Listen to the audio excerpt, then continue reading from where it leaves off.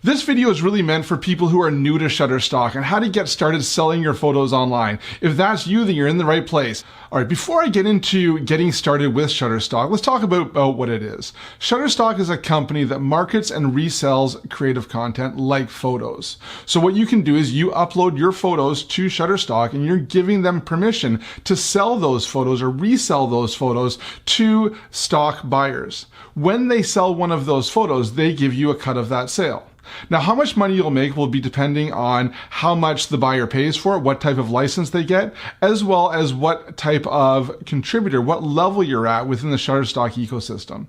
Here's some examples about how much you'll make for different types of photo sales when you're first starting out. All right, the first thing you'll need to do to get started on Shutterstock is to sign up for a contributor account. You can do that by going to submit.shutterstock.com and clicking the sign up button.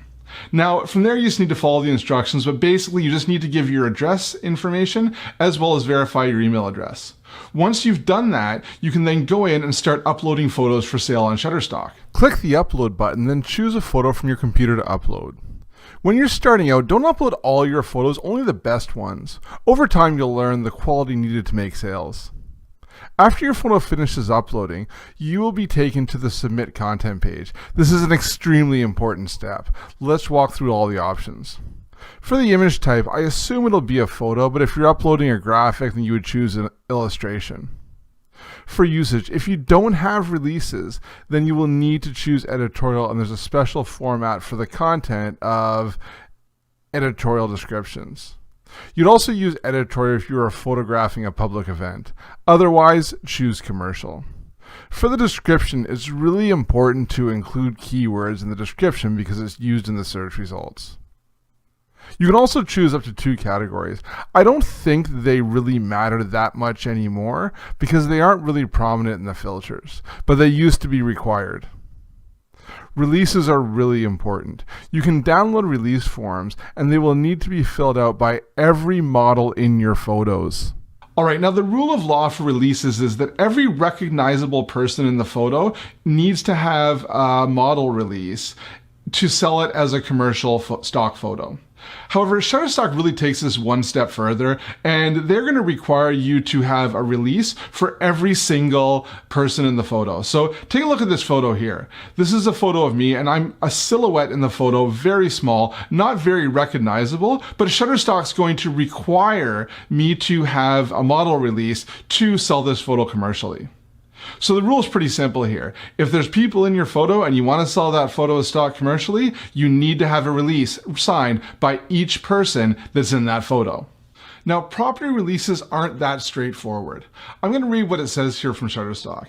If your content will be licensed for commercial use, the image clip is taken on private property or is taken on public property but features distinctive private property, a property release is required. Now, the key word here in the definition is distinctive. Obviously, if you're on private property, you need to have a release to be able to show it, and you'll need to upload that release. But when you're on public property, it's a bit more of a gray area.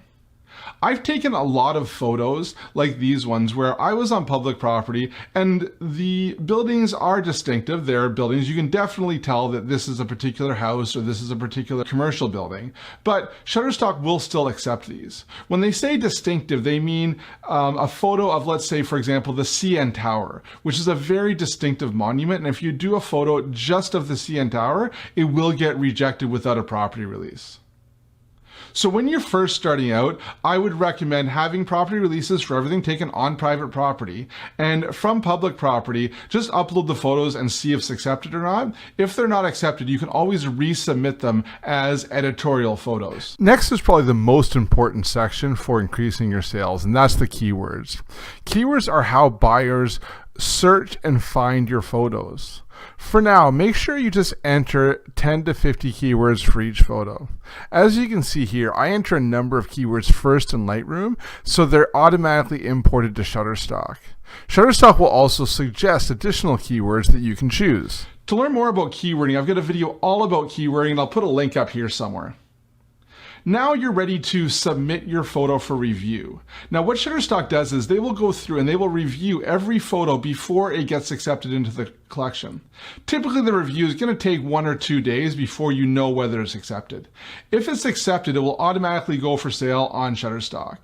If it's not, you'll get a rejected reason. Now, don't expect to be a millionaire overnight. It takes time for your photos to start selling on Shutterstock, and the more photos you have, the more sales you will get. If you found this video useful, make sure you click the like button below, and if you like these types of videos, make sure you subscribe to my channel.